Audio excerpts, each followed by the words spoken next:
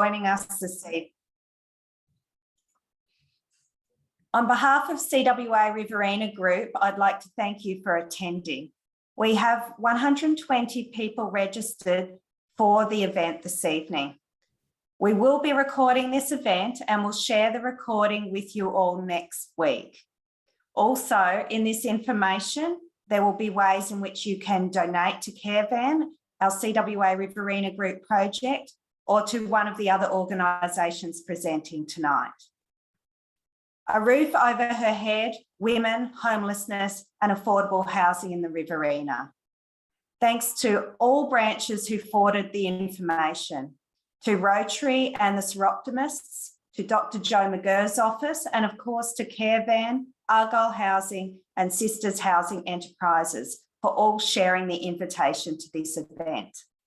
My name is Rachel Whiting and I'm your host for this evening. A few housekeeping matters for you. Please, all attendees, that is non-presenters, mute yourself, and we'd love you to ask questions through the chat tool. So that means typing your questions only. That's because with 120 people on, we can't possibly just manage everyone asking questions by you all speaking. But don't worry, I have Joe Palmer and Jacinta Finger as my tech queens, and they're going to be moderating and collating the questions from your typed questions for me to ask to our presenters. CWA Riverina Group would like to acknowledge the traditional custodians of the land we meet on tonight, the Wiradjuri people, and pay our respects to elders past and present. We'd like to pay our respects also to custodians of the land that our attendees are on this evening, as we know you are not all from the Riverina, and to any Aboriginal people in our virtual room tonight. I'd like to thank some VIPs that are in the room this evening, and apologies for anyone I should have mentioned that I've neglected. You are all very welcome. I'd like to acknowledge our CWA Riverina Group executive attending, as well as state and branch executive. A special welcome to Danica Lees, CEO of CWA of New South Wales, who is with us tonight. Thank you also to the Mayor of Wagga Wagga, Greg Conkey, and to his Lady Mayoress, Jenny Conkey, for attending. This September, CWA Awareness Week is drawing attention to the issue of homelessness and the need for more social and affordable housing in rural and regional communities. Some Riverina Group members came together to consider the over 55s. Did you know that women over 55 are the fastest growing group of homeless people in Australia? CWA Riverina Group not only wanted to highlight this issue and our CWA Riverina Group project Carevan, but also to find out more about the issue of homelessness. What is the real situation? How can we help? And how can we support the groups already working in this space in our region? So just a couple of housekeeping things for you again. Remember that questions need to go in chat. Feel free to turn your camera off. You don't need to have them all on. If you don't want, it might make your screen clearer for viewing the presenters. Make sure you stay on mute, and if you can work out how to do it, in the top right-hand corner of your screen, there is a view button.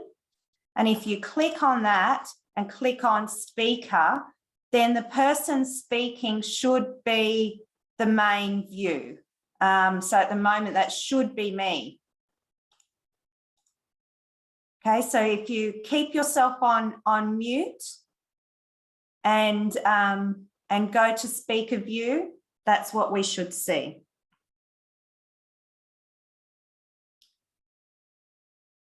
So tonight, you will learn from Lynn Graham and Darren Wallace, assisting Lynn from Carevan Wagga, Wendy Middleton from Argyle Housing, Belinda McMahon from Sisters Housing Enterprises Inc, and Dr. Joe McGurr, member for Wagga Wagga. And the first person I'd like to welcome to speak tonight is Dr. Joe McGurr. Thank you, Joe. Thank you very much, Rachel. And can I start by acknowledging the Mayor, Councillor Greg Conkey, and his wife Jenny, the Senior Executive and the CEO of the CWA, and yourself, Rachel. And can I also echo the acknowledgement of country and the traditional custodians of the land, and pay my respects to elders past, present and emerging. I'm very much looking forward to tonight, but I want to take this opportunity of congratulating CWA Riverina. Housing has become a very important issue in regional New South Wales, and it certainly is in the electorate of Wagga Wagga. And in terms of housing, the impact on women in particular, I think, has become very noticeable. And what you're doing tonight is shining a light on a very important issue, and one that I think has flown a little bit under the radar, and that is the impact of the housing crisis on older women.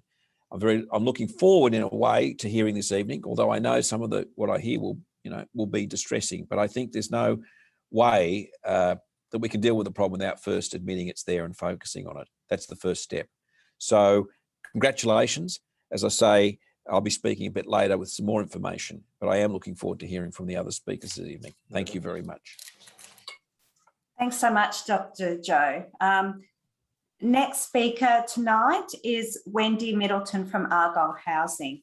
So Argyle Housing is our CWA Riverina Group project for this year, and that's why we were very excited to be able to have an opportunity to hear from I've said that wrong. Let me start that again. Tonight we're hearing from Lynn Graham from Caravan Wagga. Caravan Wagga is CWA Riverina Group project for this year, and we're really excited to hear from Lynn and all about what Caravan do in Wagga. Thank you, Lynn.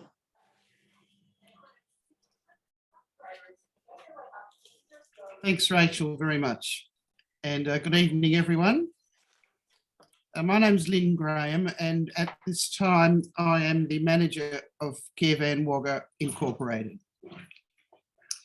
Caravan seeks to care for those in need in our community who are experiencing food insecurity, disadvantage, social isolation, or homelessness.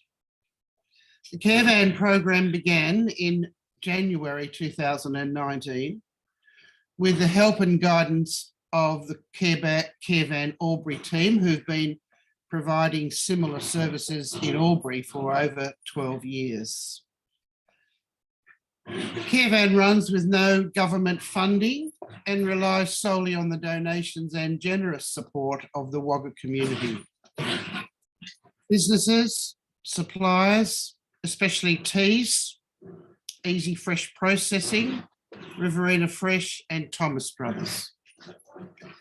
They are wonderful supporters and they help us to keep on with our program without too many ripples. The process of grant writing is continuing each day. We are in an ongoing process preparing submissions, and so far we've been very fortunate to be the recipients of several grants which enable our work to continue. Caravan operates two programs. The original program provides nighttime meals to those in need in the community at 6 different venues across the city each fortnight. 4 of these are held in church halls and 2 are at community hubs. We endeavour to set up a welcoming, safe, friendly environment where guests are invited to join a sit-down meal and share conversations in what we call dining with dignity. This program, however, was suspended in March 2020 due to COVID-19. An attempt was made just a few weeks ago in early August to resume the program, but then came the lockdown. At this time, it's not clear when this program can safely recommence. Some cooking for these meals is done in Wagga high schools, but this is also on hold probably till 2022. Currently, about 80 Caravan volunteers are trained to deliver these meals to the community. The second caravan program began at a community meeting after March 2020. That was called by the Mayor, Greg Conkey, when several service providers in the city met to discuss how those in need in the community could still be cared for and supported during the uncharted days ahead. Caravan was asked to consider an alternate program using our newly refurbished warehouse to cook meals, which could then be distributed by service providers to their clients. At this time, we are cooking about 450 meals per week, with different teams cooking on Tuesday, Wednesday, and Thursday each week. The meals are all freshly cooked each day. They're packaged, labelled with dates and ingredients, and they're ready for collection and distribution by the service providers. Caravan has also been very fortunate to receive a lot of donations, which we share all these other items, including extra food, toiletries, winter warmth items, fruit, bread, etc., that we receive from community donations. We only keep what we can use for cooking our meals. Some of these donated items also come to us through Oz Harvest. All caravan workers are volunteers, giving freely of their time and effort, sharing their skills and expertise, as they are all excellent cooks. But more than that, we share conversations, life, laughter, and enjoy working together, whether it be at the venues or in the warehouse. Finally, Caravan Wagga would like to acknowledge the wonderful support given to us during the past year by the CWA Riverina Group, whose members have provided many items, beanies, blankets, scarves, toiletries, monetary donations, and these have gone out far and wide in the Wagga community to bring comfort and warmth to many people. So thank you to the CWA ladies, and we're looking forward to continue working with you in 2022. Thank you. Thanks so much, Lynn. And I'd encourage people to put some questions in the chat for Lynn. One of my questions is, I think you've already half answered it, Lynn, if Caravan have plans to reopen Dining with Dignity, but I suspect it's pretty much of an unknown at the moment. True. I'd just like to pass over to Darren Wallace. He's one of our board members.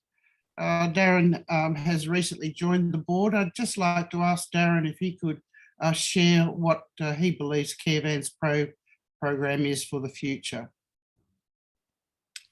Thanks, Lynn. Well, Lynn, you're exactly right, Rachel. It's a bit up in the air at the moment, and will be dictated, by COVID and what's achievable with the restrictions that are in place at the time. So at the moment, we're really just playing it by ear. We were hoping to get back to the meal service a few weeks ago, as Lynn mentioned, but obviously lockdown brought that to an abrupt end. So the kitchen, so we've decided, to keep producing meals because there's a great demand for those, and it's great to see that all those meals are going out every week. But at this point, we really just need to play it by ear and see what happens in the coming month or two in terms of the restrictions and what we can safely achieve with the meal service.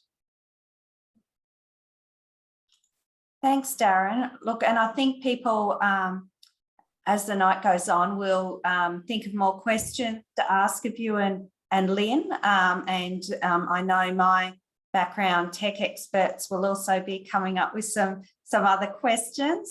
So we'll move on to hear from Wendy Middleton from Argyle Housing, but we will come back to you both. So don't think you're getting out of it. There will be questions coming your way.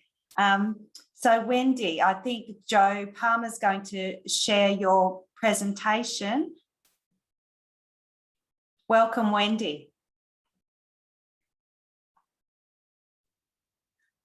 Thanks, Rachel, and hello, everyone. And I'd like to acknowledge the traditional owners of the land, past, present, and future, and certainly acknowledge the the mayor and his wife and Dr. Joe for tonight. It's an interesting topic, this one, and certainly when my closing comments are probably going to be quite cynical, if you like, in terms of we've known about this problem for a long time, and it seems to COVID hasn't helped. In fact, it's actually increased.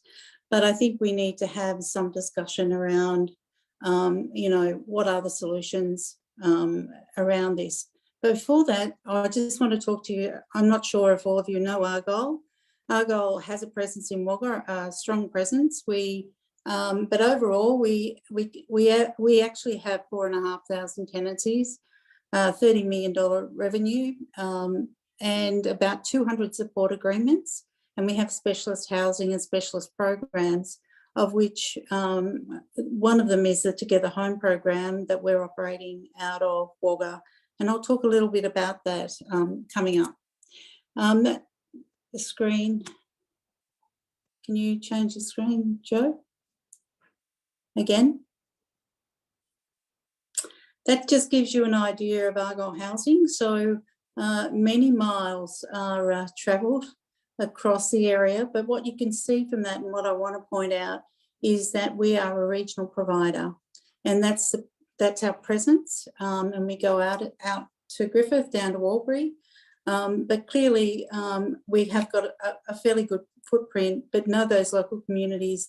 And we see the homeless come in looking for housing to us each and every day. Even through COVID, they actually make appointments now because they've got a ring at the door to come in, but they're still coming through the door. Thanks, Joe. As Rachel said, women over 50 are the fastest growing people now. This is a 30% rise in the number of grandmothers, mothers, aunties and sisters sleeping in cars, couch surfing or accessing crisis accommodation since 2011. That's old data. The new data is suggesting that 30% now is about 45%, and is predicting that it'll get closer to 48 to 50%, and that's been exacerbated by COVID and the loss of jobs. So whereas we had a lot of aged women over 55 or over 50 who were working and were part-time and basically were stood down because of COVID, most likely won't re-enter the workforce. And so again, that has a flow-on effect because if they're in private rental, they won't be able to afford the private rental. And so it won't be long before they will get into rent arrears and they'll be evicted out of private rental and they will be homeless. Thanks, Joe. I want to be really clear here that homelessness is not rooflessness. And I think it was quite interesting, the topic, the naming of the topic tonight, because I think a home means security, stability, privacy, safety, and being able to control your space. And I think that's really important. How do you do that? And it's usually by having a roof over your head. So I think, something that you can call your own and feel that you can actually hold on to and be secure. And there is certainly a lot of people, younger people as well, that are showing, signs of that they don't have security, privacy, they don't have safety. And that's happening in our regional towns. Next one. Just wanted to give you a little bit of data about Wagga. Currently in Wagga for social housing, there's 28 over 55 women waiting for a 1 and 2 bedroom, and they can be waiting for 5 to 10 years for a home. Pretty sad, isn't it, really? And it's in your face when you can see that data. And I think that that's only what's on the wait list. What we get and see is people who aren't on the wait list. So Randy? Okay, I won't be, sorry, I'll just have to mute for a minute.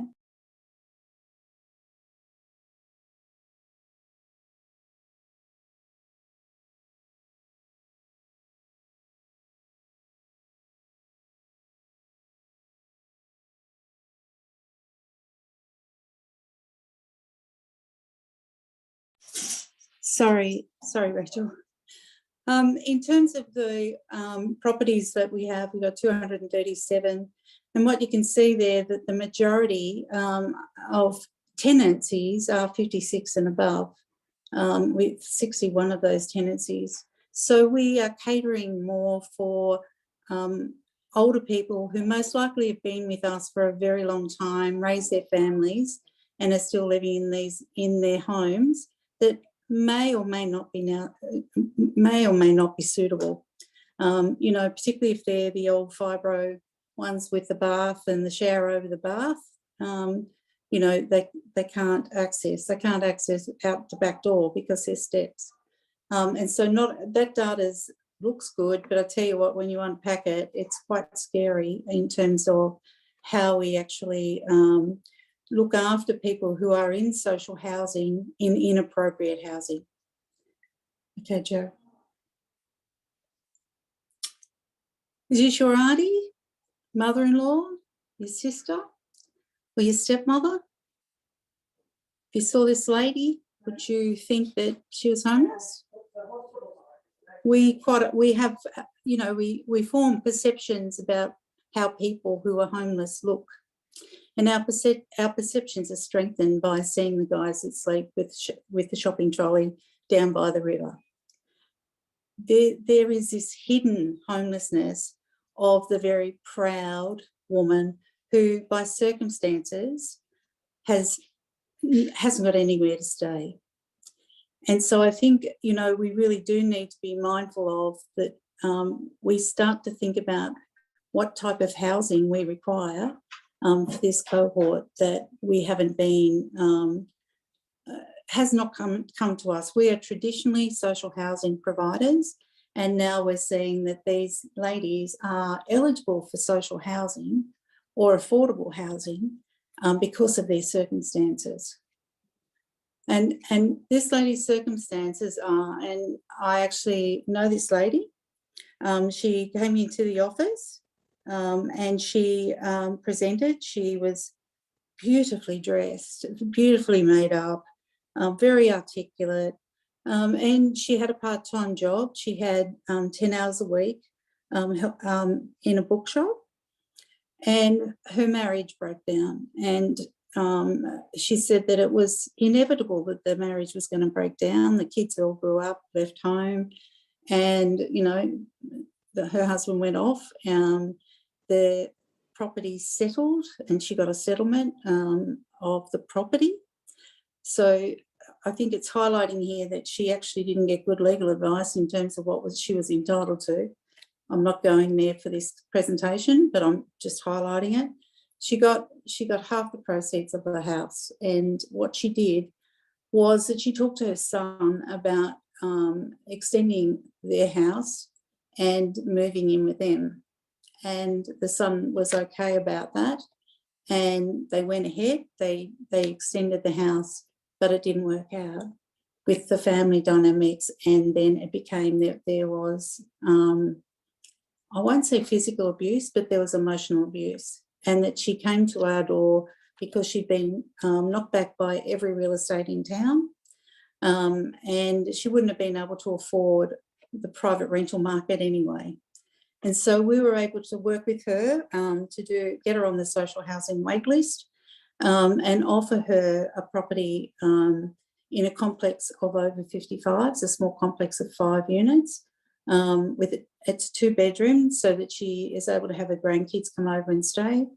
And she's been able to retain her work. She was still eligible for social housing, but certainly it's a good story for this lady. But, you know, she was devastated by all her family circumstance that led her down that path. Thanks, Joe. what are the critical factors for women for at risk for women, older women? Age discrimination is a major one. You know, we certainly see women, and I can talk from my own experience that I was a single mum with 3 kids and moving to a country town, and didn't want to know what my income was. I was a single mum with 3 kids, and so I was put to the bottom of the pile. That seems to be happening a lot more now with over 55s, but the rental market is such that they, you know, you're competing in it, and they have no way of being able to compete financially, because sometimes, you know, there's people that come in and offer over the amount of rent just to secure a property. And there's no security in that either, in terms of how long they might get a lease for 12 months, but then maybe they don't renew the lease. And that won't be because she doesn't have good property care. It'll be because they can get more rental on the property if it's empty. Personal factors such as mental health and a history of abuse. I think Belinda's going to talk a little bit about domestic violence, and I'm not going to touch it apart from to say that we certainly have our fair share, as in a high percentage of women who are leaving domestic violence come to us looking for appropriate housing for them and their kids, and for older women. And I just want to talk about a lady, Gladys. And Gladys was living with her son and daughter-in-law, and she was paying her equal share of the rent, half. Don't know if that equates to half when there's 3 adults earning, well, 2 adults earning an income and mum. But it got to the point that they actually were locking her in her room and put the lock on the outside. And so, and it was actually our property that the 3 of them were living in. And we got a distress call from her, and my staff went around to the house and could see her in the window, because there was no answer to the door, in the window. And we ended up having to get the police in to get her out because they were locking her in during the day. That's not, it's a common practice around how dynamics are changing within families and the support that families give to ageing people. The high cost of housing and living alone, or the high cost of housing, well, you know, I'm sure you've all got kids or grandkids, and you know, they're taking out mortgages up to 5, 6, 7, 8, 9, $1 million just to get a house now. And you know, what we're seeing with COVID is that job loss, and that has a major impact on, you know, how they pay their mortgage. Yeah, the banks give relief, but they certainly look like they're doing the right thing. But you know, there's pride in it for people who have worked to try to own their own home. But for women who are working still in late age, at later ages, they don't have any capacity to go and borrow to buy a house. And of course, the high cost of rentals. Of course, the variation in wealth accumulation between men and women, it's all documented. I don't need to add any more to that. But superannuation and experiencing economic disadvantage, you know, the superannuation story, again, women come in for housing, affordable housing, because they're working. And, you know, they say, oh, but I've only got $10,000 super. I've only got $20,000 super, because they haven't taken any, they didn't have any capacity to put into super. And so all they got was what the employer contributed. And I think it's, you know, you can see now where men and their super is very different to women and super. You know, I say to I've got 2 adult children, 2 adult girls, and I say to them, you've got to put in, every day you have a coffee, the cost of the coffee you put into your super fund. so that, you know, you do have some wealth accumulated when you get older. You can see that, you know, 13,000 women access specialist homelessness services between 16 and 17, and now it's most likely, I read some data today in doing this, and I think it's around the 50 to 60,000. And couch surfing for women, it's an odd term really for older women, but, you know, they do it, and that's increased by 83%, which I think is, you know, quite scary. And of course, we're older women sleeping in cars, and we certainly have seen that. It's where we were referred a couple from a regional location close to Wagga who'd been sleeping in their car for 5 years, and were referred through to the Together Home program. And the Together Home program was an initiative of the government around COVID, and in the city, it was getting people out of motels into more sustainable housing.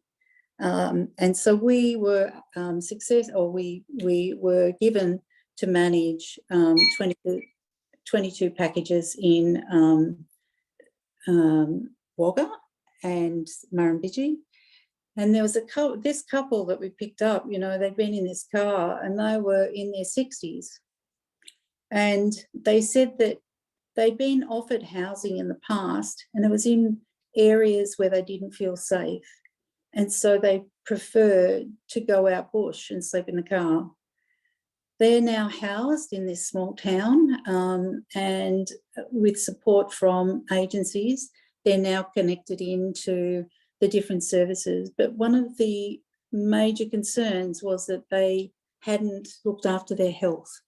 And so part of this program is where holistically we work with the individual or the couple, and that they are now receiving regular health checks and receive the health interventions that they needed.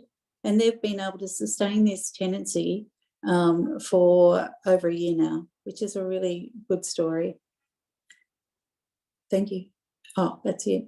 Oh, keep going. Just to show you the breakdown in 17-18 of the top 5 of women who access homelessness, you can see that domestic violence is up there.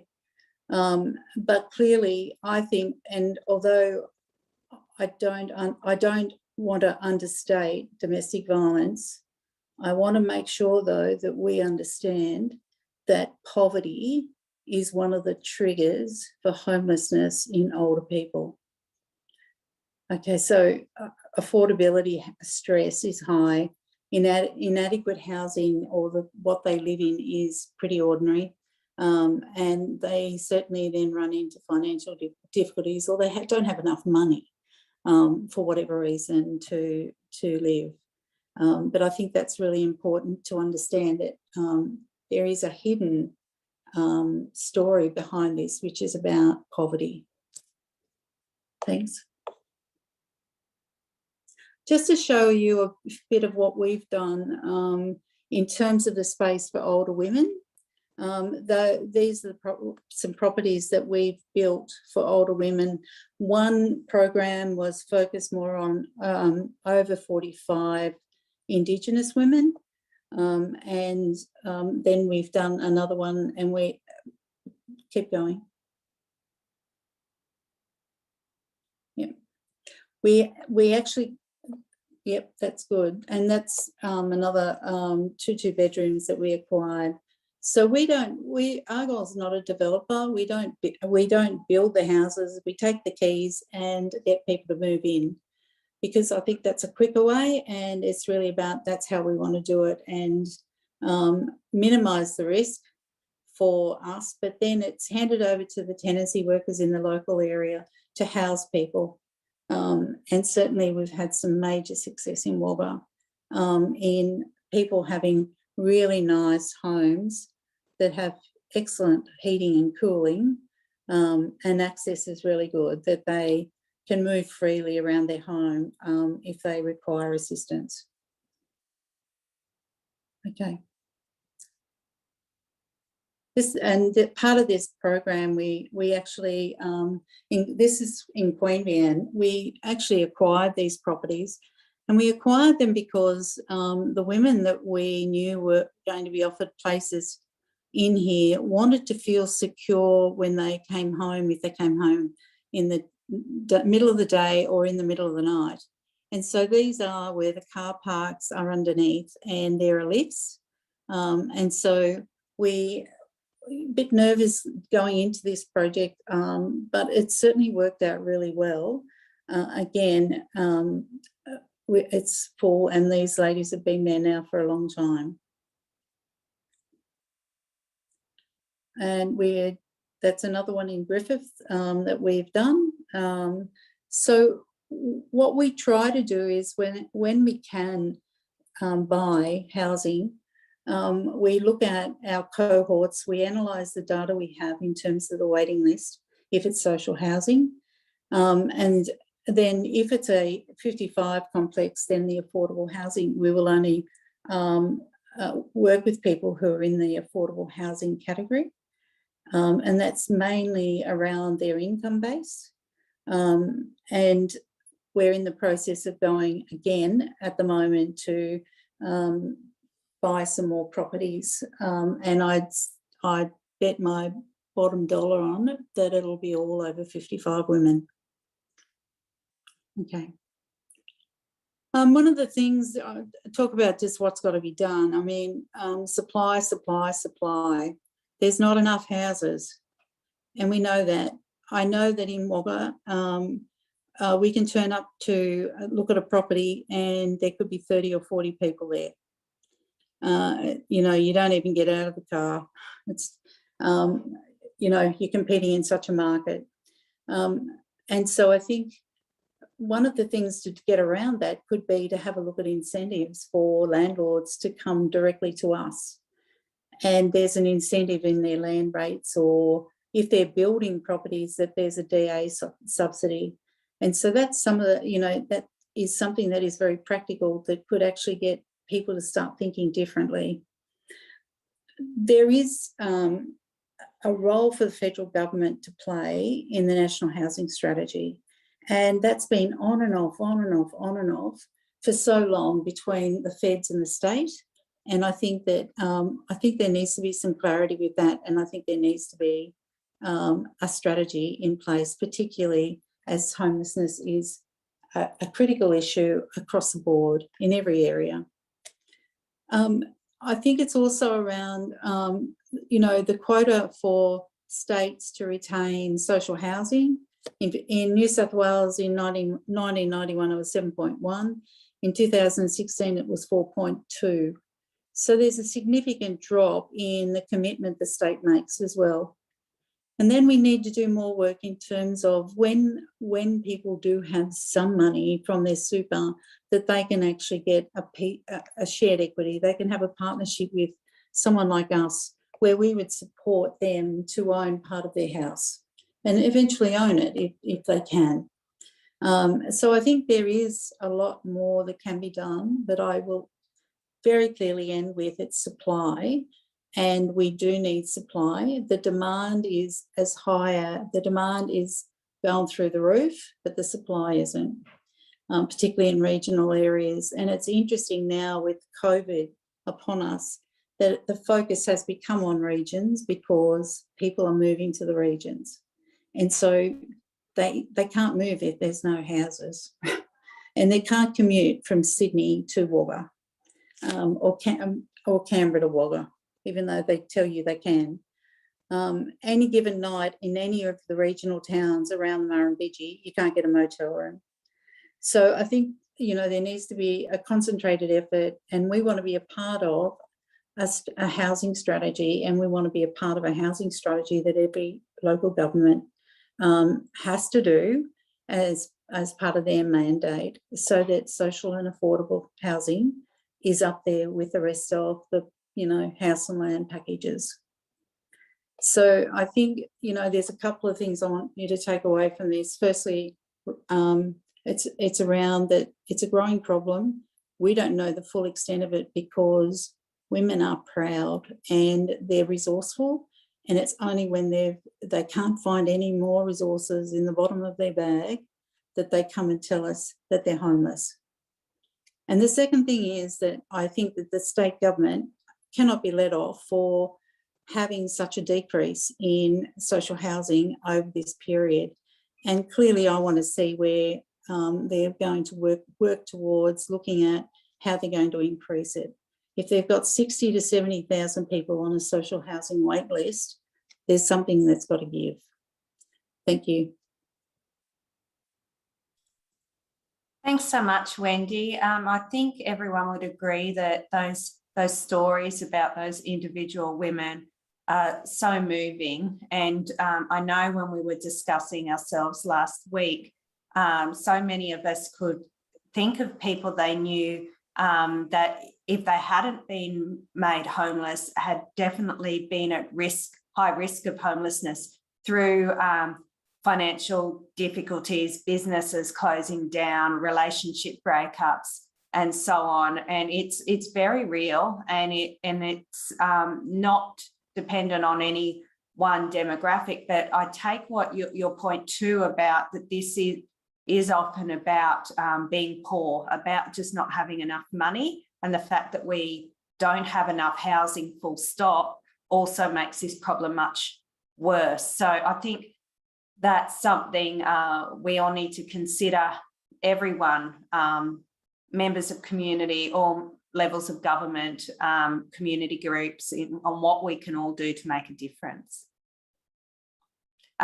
So thank you, Wendy. I know there's heaps and heaps of questions coming in for you, but I want to keep moving so we can hear from Belinda and then Dr. Joe, and then we'll come back to all of the questions. So then our next speaker for you all tonight is Belinda McMahon from Sisters Housing Enterprises. Welcome, Belinda. Thanks, Rachel. And I'm going to say that I have not colluded with Wendy, but I think you're going to find that we're talking about the same thing in statistics and that. Anyway, starting off, good evening, everyone. My name is Belinda McMahon, as Rachel said, and I'm a Gunai-Kurnai woman. And I'd like to acknowledge and pay my respect to the traditional custodians of the land, the Wiradjuri people, whose land I'm standing on tonight. I also pay my respect to elders past, present and emerging, and to all Indigenous peoples here tonight. I've worked in the NGO sector for 25 years, and over the past 7 years, I've been the manager of the Sisters Housing Enterprises. I work alongside a small team, there's 6 of us, delivering support to women and children who are homeless or who are at risk of homelessness.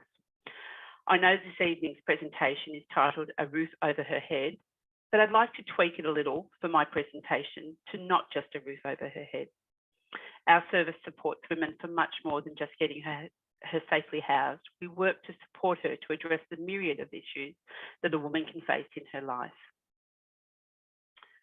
Sisters was established in the mid-1980s and originally received its funding from the Women's Housing Unit, which is a Department of Housing, to provide medium-term supported accommodation to women and children escaping domestic violence.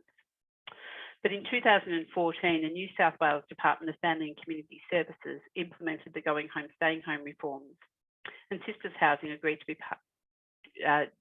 being a partner in the tender process for funding.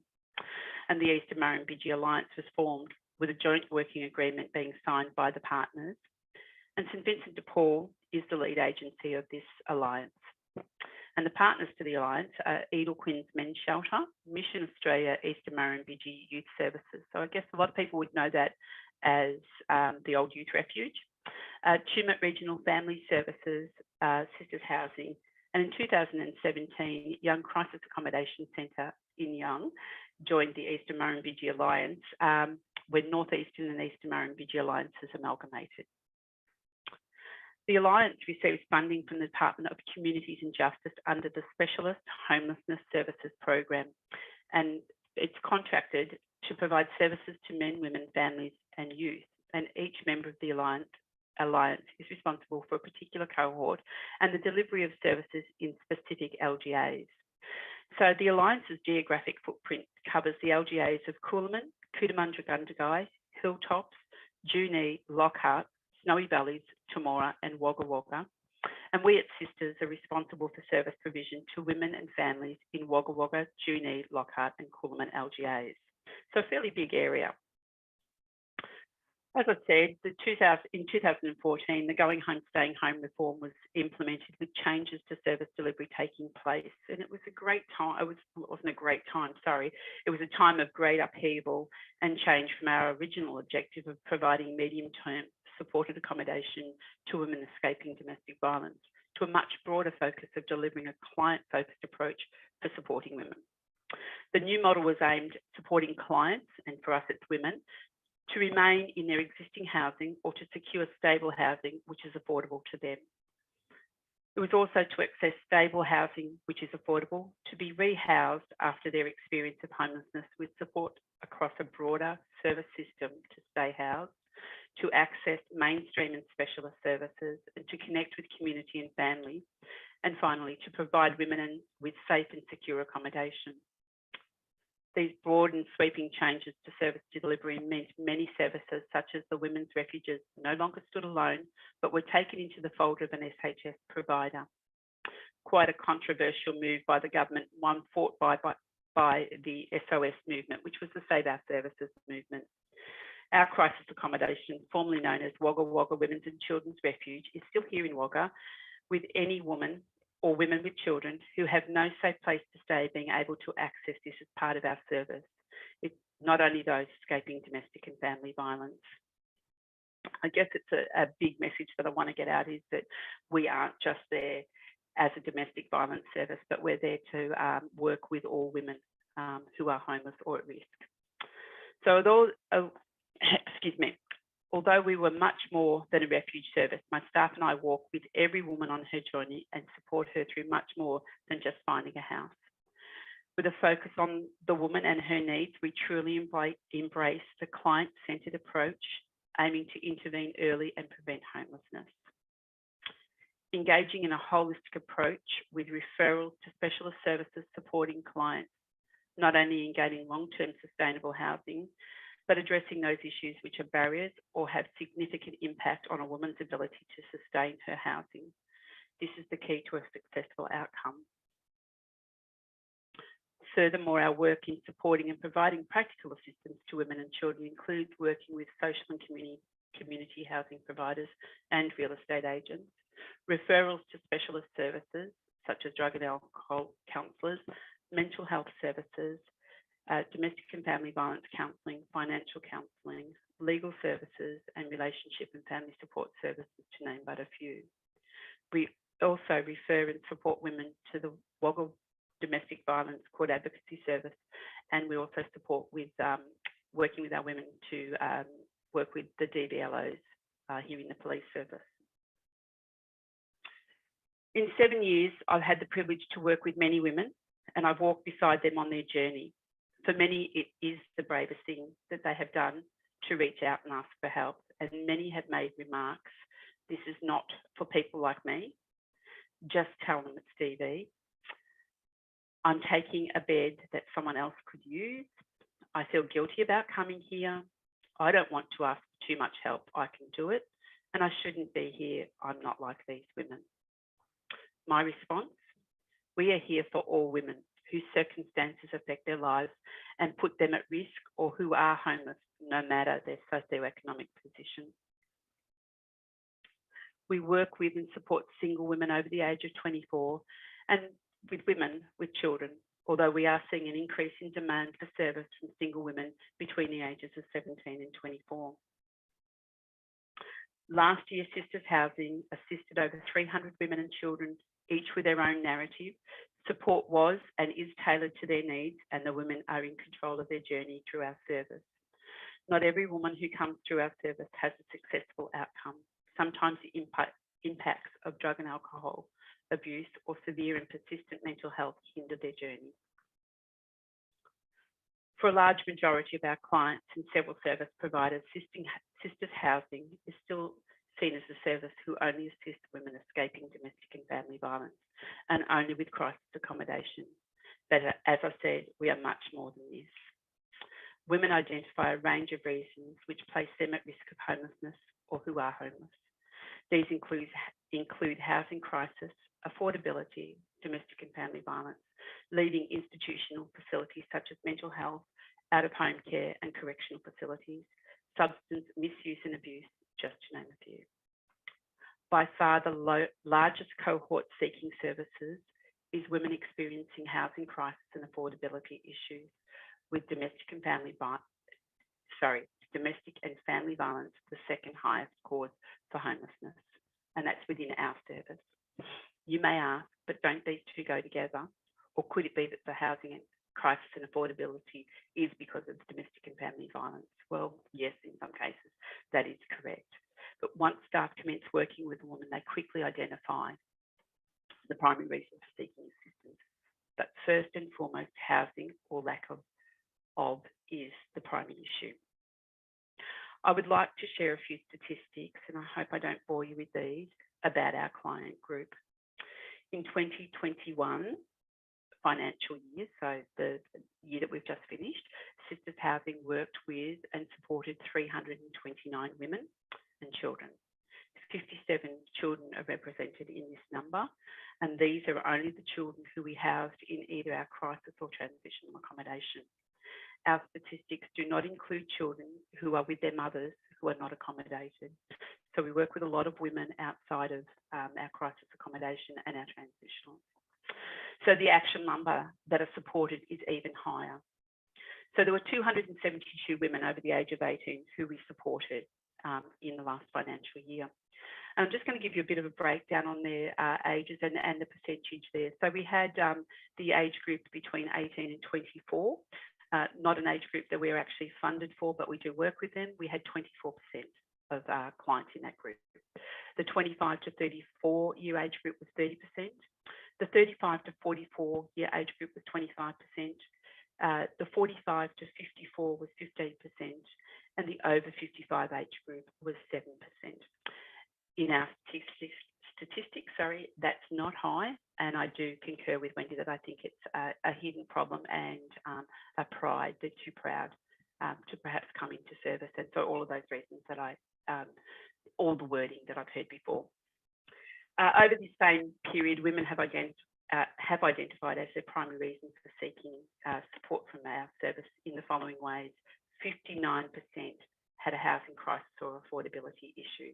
20% had identified domestic and family violence, non-family violence, and sexual assault or abuse as the reason for seeking services. 13% had family and relationship breakdown. 6% had physical or mental health, and 3% had financial difficulties. A big statistic here is that 37% of our clients identify as Aboriginal or Torres Strait Islanders, so fairly high representation for homelessness. 35% of our clients were sleeping rough or in non-conventional accommodation. 19% were either in short-term or emergency accommodation, and 46% identified at the time of assessment that they were not homeless, but they're at risk. We've seen about a 20% increase in clients seeking or receiving support since 2019, so pre-pandemic, across all age groups, and that was increasing proportionately.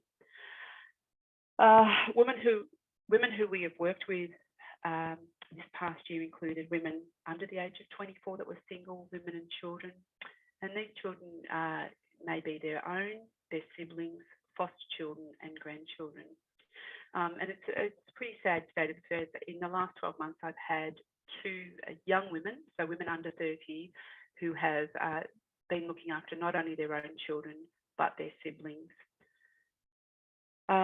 With the uncertainty of the COVID-19 pandemic and the impact of lockdowns and the difficulties in affording housing affordability, clients are experiencing added stress in their life, and this is a really stressful time for all of us. So just imagine, putting homelessness and mental health and everything else on top of that.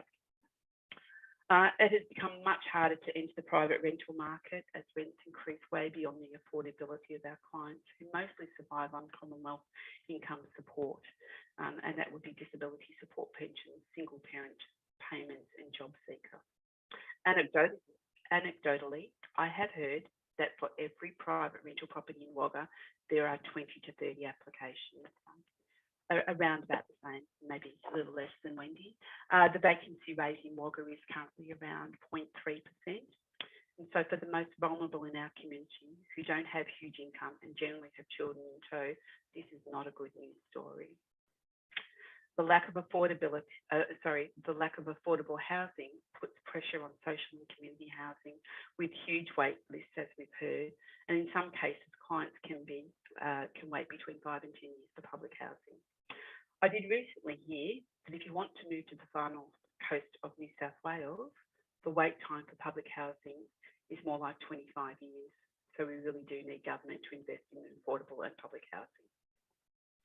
In putting this presentation together, I decided to review our data over the last 3 years, taking a snapshot from each year for a 6-month period to see what might be happening whilst we are living through this pandemic.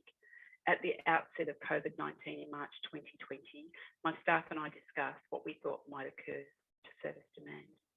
In the 6-month period this year from March till August, there was a decline, my apologies. In the 6-month period from March to August of 2020, there was a decline of 26% from the pre-COVID demand. In part, we could attribute this to the increase in income support from the government and the moratorium on evictions due to rent arrears. I don't have any firm data to back that up. I just believe that they are two of the things that may have helped us at that time. We did feel that we may have also seen a bit of an increase, or we were expecting a rather large increase in domestic and family violence with that lockdown that occurred last March and April. But there was no significant increase in women identifying this to us during this period. It's not to say that it wasn't happening, they just weren't presenting to our service. Yet for the same snapshot period this year, we have noticed an increase of 67% on last year's request for assistance. So with women identifying several reasons for seeking service. I'd actually like to share with you some scenarios just to give you a perspective into the work that we do with our clients and the reasons for the assistance that they require and how we assist. I have changed the names of the clients and the circumstances to afford each of the clients some anonymity. Mary is a young woman in her late 20s and she received a no grounds 90-day termination notice. The owners recently lost their family home and wanted to move into their investment property. Mary had been a long-term tenant in this private rental. We had no issues. She is a carer for not only her own 2 children, but also her 3 siblings. She's applied for over 30 rentals in the private rental market, and she needs a large house. So she's competing in the rental market with professional couples and those with means to pay.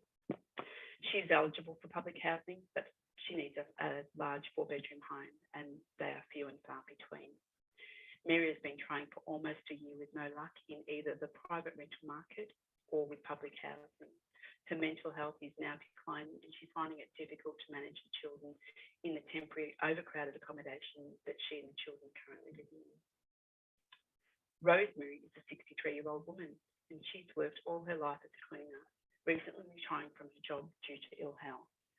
She worked part-time while she raised her family and took on a full-time position once they were grown. She was in a long-term relationship which recently broke down, and Rosemary and her partner had purchased a new home which has a large mortgage on it. She's unable to stay in the family home as she cannot afford to pay mortgage payments. Her superannuation is minimal due to her working part-time in a low-paying job, and she has a small amount of savings. And she's also having difficulty finding affordable housing. She's currently living with her daughter until she can find a place of her own.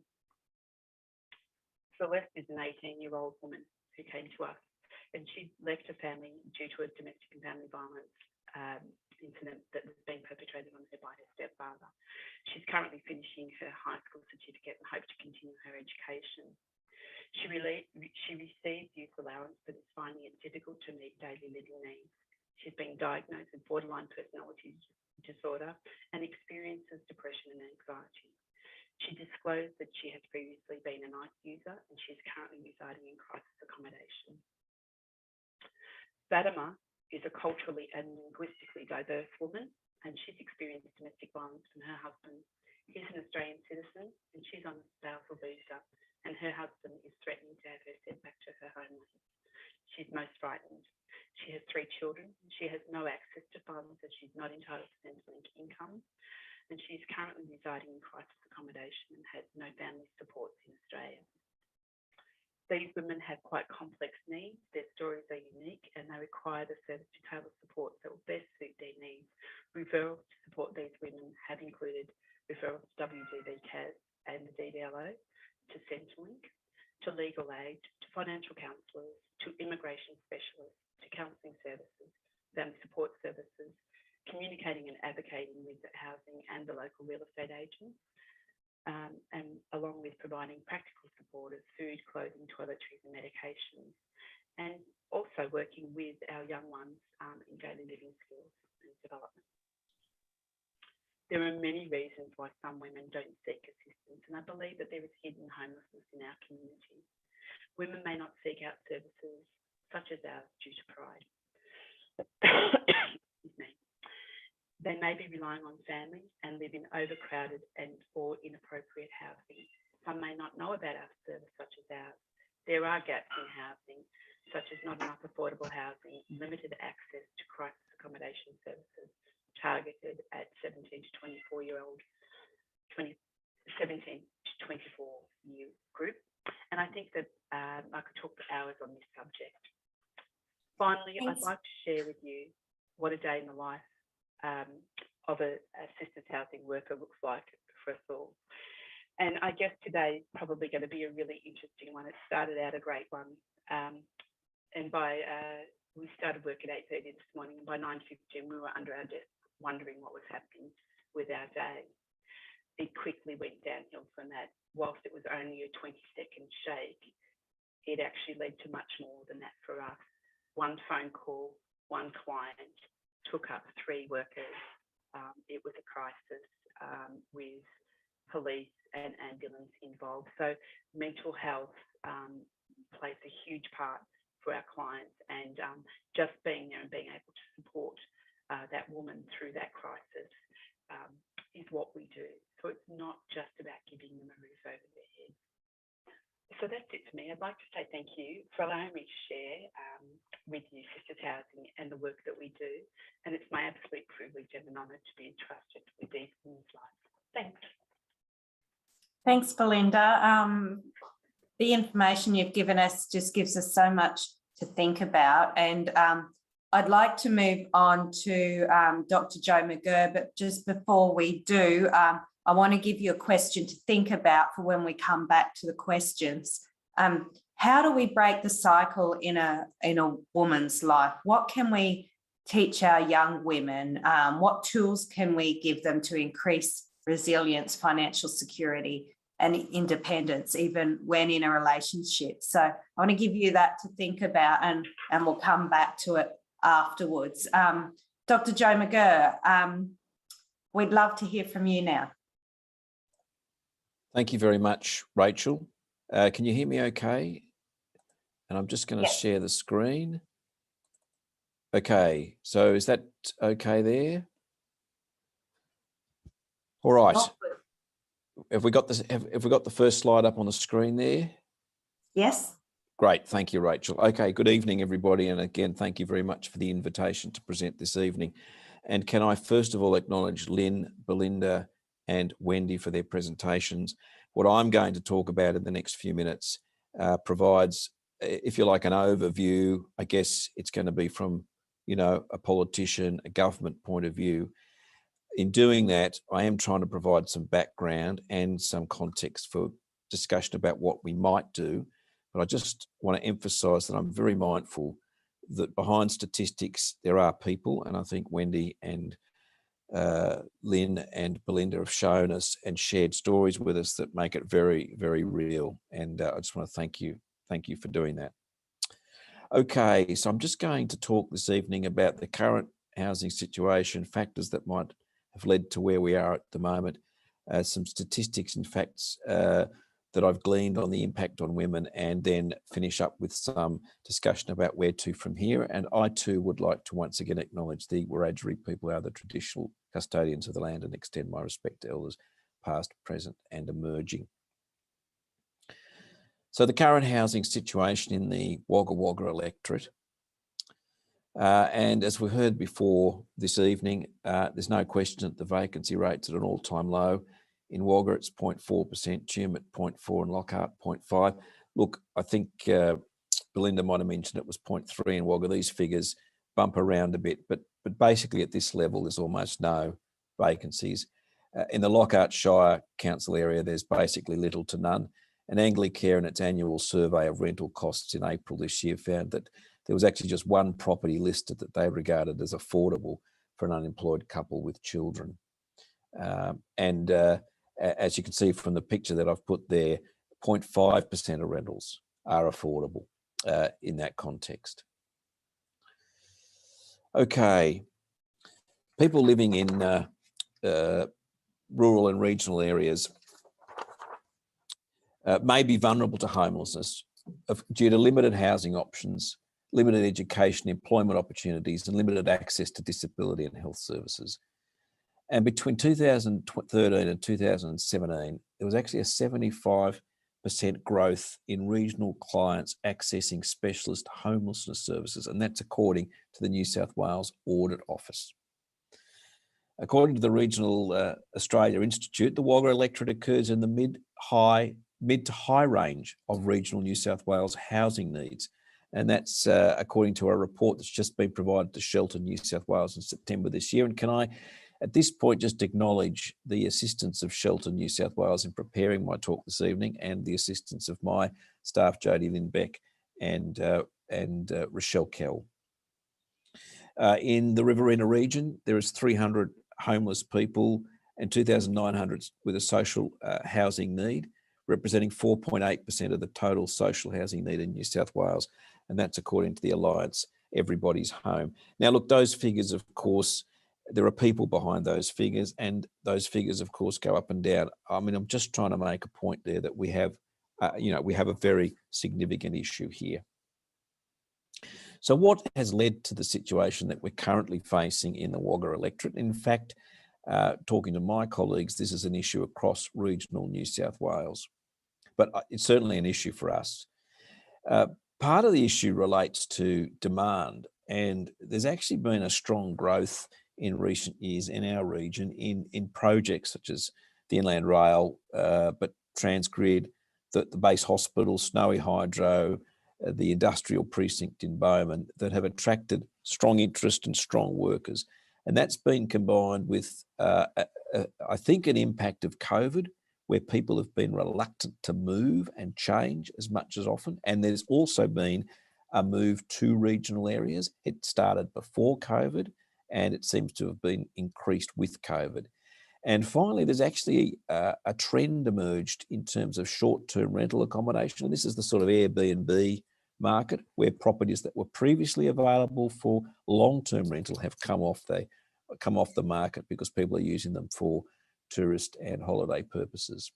And in our region, the situation, if that wasn't bad enough, was further exacerbated because there was a significant number of houses lost in the Snowy Valleys Council area as a result of the bushfires.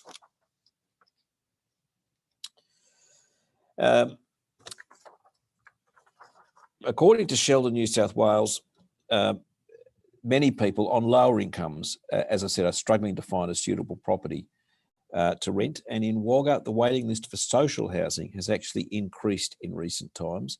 There's now 409 in 2021, and the wait is recorded as 2 to 5 years, but I understand it's actually greater than that. And I've previously noted this 75% increase in regional clients accessing specialist homelessness services. And as I've said, people in regional New South Wales do have limited housing options, and that does affect their opportunities. But that's a set of more general data. What is the impact on women? As I've mentioned, there's a serious shortage currently of affordable or alternative housing options across New South Wales.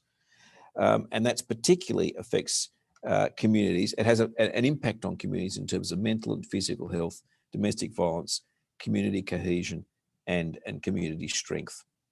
And Shelter New South Wales has said, look, basically we require a large and urgent addition to social housing stock. Now, what is the impact on women?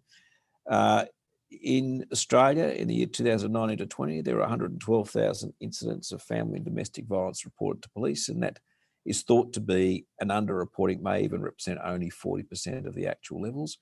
And I know there's been some discussion this evening about whether family and domestic violence is the main cause, but it certainly is a cause of women and children seeking specialist homelessness services. I do acknowledge the point that Wendy and Belinda both made, that this is often not the only factor, and that it is associated with poverty, and that certainly may be a factor for older women. In terms of older women in Australia, it's estimated that 405,000 women aged 45 years and over are at risk of homelessness. And the reasons for this, as I think has been touched upon already this evening, relates to lower average superannuation balances that men have, and that's a range of structural issues, social and economic factors, the wage gap, time taken out of the workforce to care for family and other members, experiences of family violence, and as I think Rachel alluded to earlier, there may even be a question of whether we've prepared people adequately for this situation. And as Wendy has highlighted, older single women in the private rental market faced increased risks and are over twice as likely to be at risk compared to older single women who hold a mortgage. The New South Wales Homelessness Strategy recognised that between 2014 and 2017, New South Wales saw an 88% growth in the number of women over 55 years accessing homelessness services. And it's known that women over 45 who experience homelessness are more likely to remain homeless for longer. And the New South Wales Audit Office has reported in its responses to homelessness 2021 that the construction of purpose-built accommodation for older women is significantly behind schedule. And the situation for older women is made even worse when they have issues such as mental health, financial stress, isolation, or past experiences of domestic and family violence. So where to from here? I think the first step, as I said right at the outset, is to accept that there is in fact an issue here. And I once again want to thank the CWA Riverina for taking this step of raising community awareness on a really important issue. In terms of the future from here, I've got a couple of slides on that, but I want to say at the outset, there's no doubt in my mind that attention to the issue of social housing by the state government over the last decade has been pretty well woeful. There's no question that they're beginning to recognise that, and the last budget saw some investment in social housing, which the government, as governments do, has trumpeted as a great success. I think the fact is that they're catching up, and we can do much more in terms of advocacy. The government has cottoned on, I think, to the idea that this is actually a good investment in communities, that it's not wasting money, that it builds community structure, that there's a return on investment here. And I think the government also needs to be encouraged to look at options where it's not just building, but it partners with community organisations. So I've divided the future discussion points around short to medium and medium to long term. In the short to medium term, I think there needs to be a greater investment in more crisis or short-term housing that would alleviate the need to house people in expensive stopgap accommodation. We need a lot more crisis accommodation and a well-funded sector to provide it, and the wraparound services that go to support people. And Wendy spoke about the work that Argyle Housing is doing, and I want to commend them because their work in terms of supporting clients with wraparound services is, I think, a real key to making sure that it's not just a question of putting people in a house, but it's a question of making it their home and supporting them there. And I think Argyle Housing are really leading the way in that respect. I'd like to think we could look at some innovative solutions and build greater awareness. And I noticed this week that the government actually has announced a pilot home share program in which they're going to suggest that empty nesters might match up with young people looking for accommodation. And I wonder if that's the sort of thinking that we could think about in terms of solutions going forward. or a mixed equity model, which would allow women to part own a property, and that's been mentioned already this evening. And finally, I think programs that are aimed at specific cohorts of people, particularly the culturally and linguistically diverse community, women with disabilities, and in specific age groups, as our own DV 2650 program mentioned. And an example of such programs would be the Staying Home Leaving Violence program, which has been successfully piloted in Albury and Griffith, and I would like to see come to Wagga. And finally, in terms of the medium and long term, I think the bottom line is that we need to invest in social, community and affordable housing. I'm pleased to say that in Wagga, the government is moving on a major housing precinct development in the Tolland region, and Argyle Housing have won a tender process for that. And they've been very innovative in thinking about how they can revitalise social housing in that suburb. I think this is going to be an important pilot program that will actually renew the estate and deliver more accommodation. And I'm looking forward to that project taking place in the next 3, 4 and 5 years. And also think that there can be improvements to planning and policy. I think all governance levels need to work together. There needs to be more land made available for developments, and some of the planning processes can certainly be streamlined. And I'd like to see the Land and Housing Corporation being a little bit more actively involved, in particular in relation to this issue of 1 to 2 bedroom dwellings. A lot of our social housing stock is 3 to 4 bedroom. It could be converted into 1 and 2 bedroom stock fairly easily. And if you took the large blocks and reduced the size of them, you might well get 2 dwellings of reasonable size on our current large blocks. At the moment, we seem to be stuck with a very old model of 3 to 4 bedroom houses, and they're not always appropriate. So why don't we rethink that? There is currently a regional housing task force that is looking at how to improve some of the issues around the provision of housing across the state. I've attended their hearings. I've heard some of the feedback from communities across New South Wales. We're certainly not alone. And I hope that that task force will come forward with some recommendations to improve what we're doing. I've left the website address there for people who are interested. I might leave it there, Rachel, because I think people are keen to ask questions. But I guess in summary, we do face a situation, and I think the first step in meeting it is to face it, which we're doing tonight, and to start thinking through the solutions for it. I'm very keen to be hearing from people this evening. Thanks very much. Thanks so much, Dr. Joe. And look, I've got a question for you that I think also Wendy Middleton might be able to have some insight into. I know that the Victorian government, I think it was last week, put out a request for proposal for developers interested in building affordable housing projects. Do you think that's something that the New South Wales government would look into, or do they have anything similar? Rachel, this and we're here what you're looking at is the issue of affordable housing. And I'd also partner with that issue of working with community housing developers, and I think Wendy will have something to say about that. I mean, it's not just a question of government building social housing. It's a question of looking at models that are different for different groups of people. Look, I think the government could do that. I think they are trying to.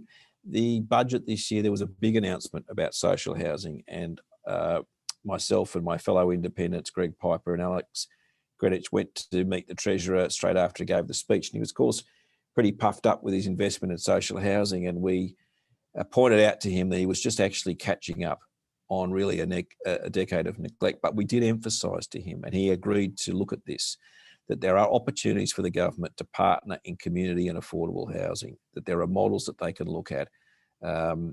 Hopefully they can get over the fact that Victoria is a Labor state, and they can look at, get over the political issues there and think through some genuine solutions. So I think that's an area we've got to push the government on. Certainly something I'm going to continue to do. I think Wendy will no doubt have some stuff to say on this as well. So I might let Wendy chime in here. Thanks, Joe. Look, the community housing sector, we get really jealous of Victoria and Queensland with these big spends that are going into social and affordable housing by the community housing sector.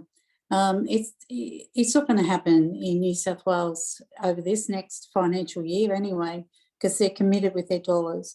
but they have opened the door through Land and Housing to work in partnership. And certainly the Tolland Transformation Project is a new way of doing business with the state government, and that we're in a partnership with them in looking at a master plan that is not only social housing, it's affordable housing and private ownership. So I think you can do it step by step, and there, you know, we've been able to succeed in doing it in another couple of local government areas, and so have my colleagues. So we need to just chip away at it. It's you know, they've got empty blocks of land everywhere, and it's us taking the initiative to go and talk to them about, well, you know, we'll buy the land off you, or we'll work in partnership and we'll stump in some capital and get some properties. The only proviso we do make as a sector is that we put an emphasis on social and affordable, not just social. We don't want to build complexes of social housing. They need to be mixed development. So I think I'm pretty sure that probably answers your question, but the door is open, and I know that my colleagues in the sector, we're all working really hard to try to come up with all different models to make it work. Yeah. And Wendy, while I've got you, there's a question here too from Joe. People who own rental properties in the Riverina or elsewhere, how can we work with Argyle Housing? Can Argyle lease the property off the owner and then sublet it? Is that something you do, or do other groups do that? No, we do that. We've got probably about 200 properties, private properties, on top of what we manage for the state government. So we do have those, and we do that every day. So we have landlords that we will work directly with. And, you know, yeah, we certainly don't charge the same as real estate agents. In Canberra, if a landlord is doing it with a community housing provider, then they actually get land tax exemption. So, you know, there are different models. There's another jurisdiction where if you're a landlord to community housing, then you get a reduction on your land rates. Yeah, right, because that's something Adam's asked here too. How do private property investors get involved without risking rent loss? Is there any funds available as an incentive, I suppose, to help people to do that? I suppose you're saying it depends on where you are. I guarantee that every property that we take out from the private market is a good deal, because we're the payer, not our tenant. I've got to chase the dollars from the tenant. I'm the tenant, or Argyle is the tenant to the landlord. So the rent's guaranteed. Yeah, great. I think that's fabulous, Wendy. Thanks so much. Let's go back to the question that I left Belinda with. Now I've got to find it again. Belinda, how do we break the cycle early in women's life? And I'm thinking women and men's life. But what tools do we need to provide women with to increase their resilience, financial security and independence, even when they're in a relationship? Yeah, thanks, Rachel. I think there are programs around respectful relationships for when we look at domestic violence and that, so the Love Bites programs that are run through the schools. I think that for financial independence and that's something that probably you know, financial literacy needs to maybe be taught to our young people while they're at school in some way. I know that when they actually hit us at kind of that, you know, 18 to 24, I'd really like to offer some programs there in that. So, yeah, look, I don't have all the answers, but I think that probably it's a broader issue that we all need to look at there. Thanks, Belinda. And for Lynn and perhaps Darren from Carevan, so Emma's asked here, is Carevan working on a takeaway format at present? And have the numbers of meals being provided risen in the last 18 months, and why do you think that is?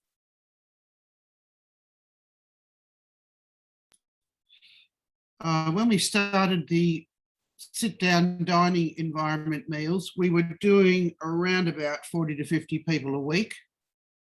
So maybe, 80 to 100 in a fortnight.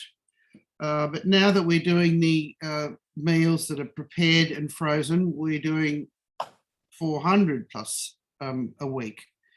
So there is an increased demand there, of course, but we're not seeing ourselves, we're not seeing the clients. So we don't have that direct contact with them. So there are pluses and minuses both ways.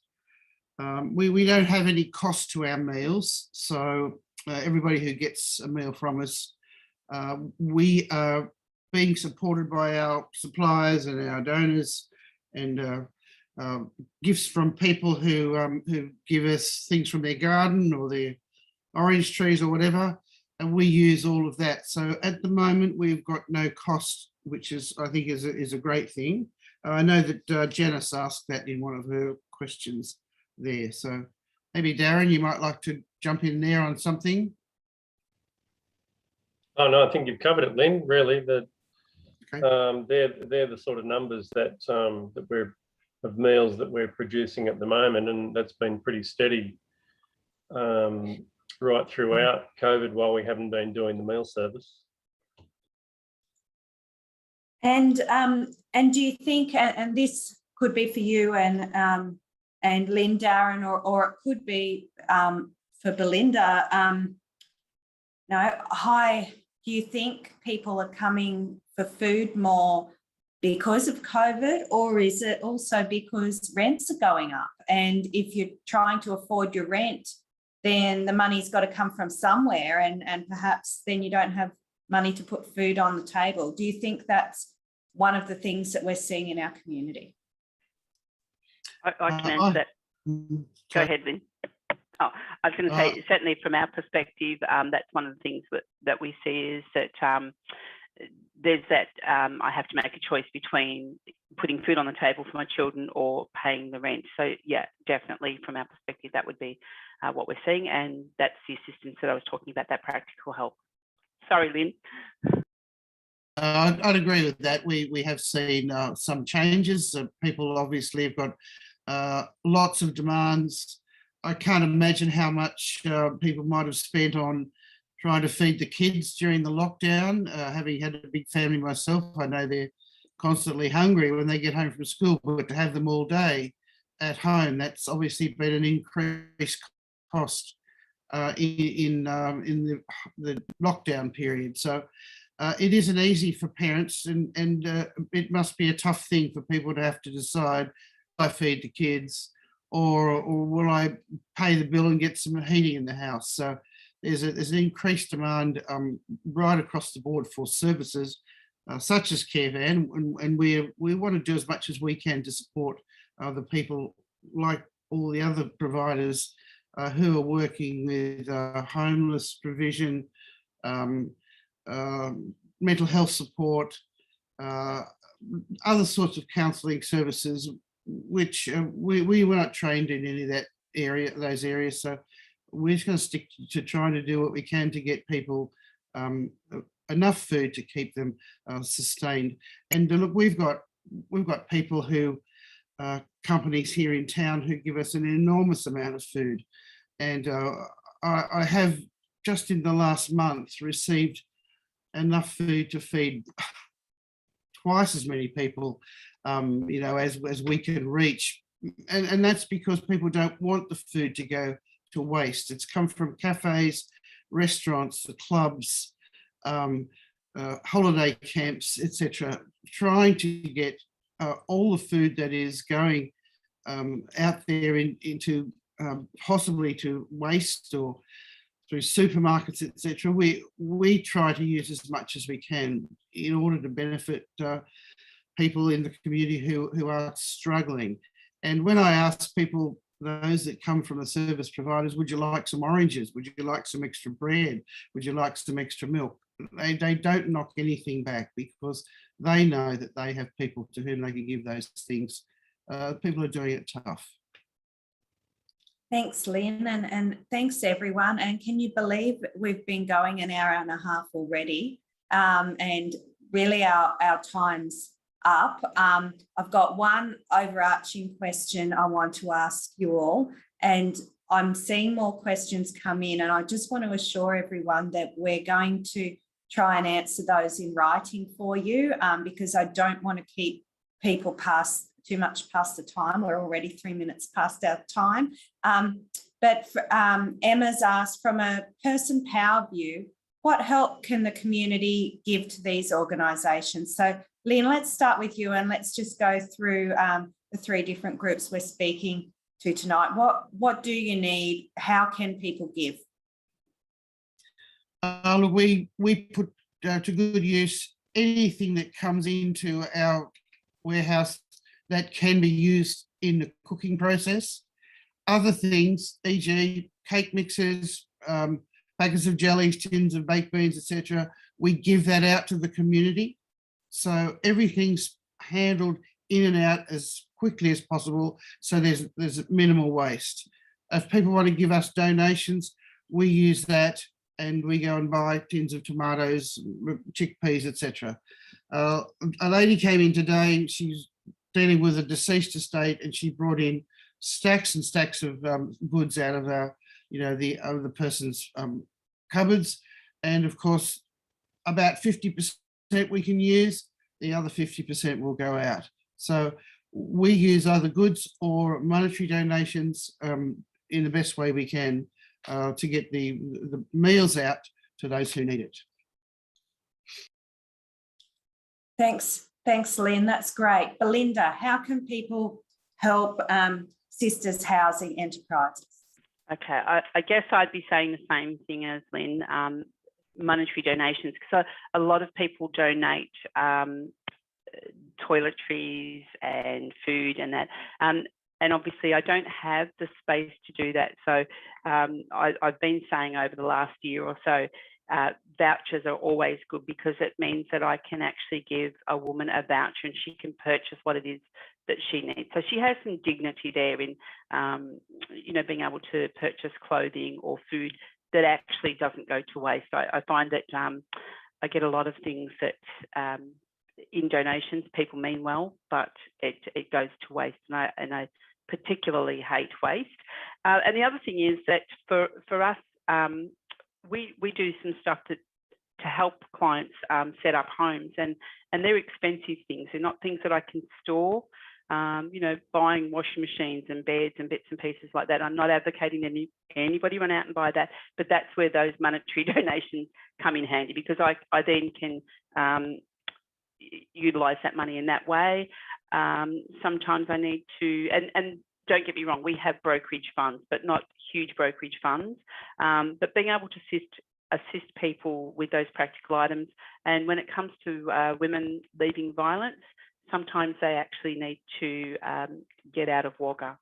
And so being able to assist with the purchase of train tickets, airfares, accommodation away, whatever that is, to get them to a safe space is most useful. So I guess I'm saying money or vouchers is the best form of assistance, but also maybe volunteering some time to come and support and mentor the women that we work with. And I'm still trying to work out how we do that kind of volunteer stuff. Thanks, Belinda. And Wendy, are you still there? How can the community help Argyle Housing? Well, I'm a bit different to the other 2 speakers. I suppose from our perspective, I think, if you know people who've got investment properties that they'd like to talk to me about us managing. And I know that there was a question online from Adam. Please give me a call and we can have a discussion about it. I suppose if people want to assist by letting people in the community know where to go to get community housing. And I think that's probably the best thing that you can do, is to get the word out there about You don't have to go through this on your own. We can help them through the process. Can't guarantee that they'll get a home straight off, but we can take them through the journey to get the home. Okay, so yeah, it's not material things that we want. It's more about access to properties, real estate agents. You know, that'd be great if they put us at the top of the pile for a while. And for people who know, people who know that people are buying investment properties and they want a, you know, someone to manage it for them, I'm putting my hand up. Thanks so much, Wendy. Look, I think I know there's other questions there, and as I said, we will provide you links. When we post the recording, we will also provide links to where people can go for more information, contact details and ways to donate, and we will try to answer those other questions as much as we can. I would like to thank everyone. I would like to thank our presenters this evening. Also, Dr. Jo McGurr, thank you so much for your time and interest. Thank you so much for CWA Riverina Group for really embracing this idea of doing something different and doing an online event to celebrate CWA Awareness Week and to really think about this, this cause. Thank you also for helping us to highlight Caravan as our group project. If we've raised some awareness tonight on these issues of homelessness, and especially for older women and that emerging group, and help people think about what they can do individually or in groups to really solve this issue, then I think it's been really worthwhile. So thanks so much for everyone's involvement. Thanks, Rachel.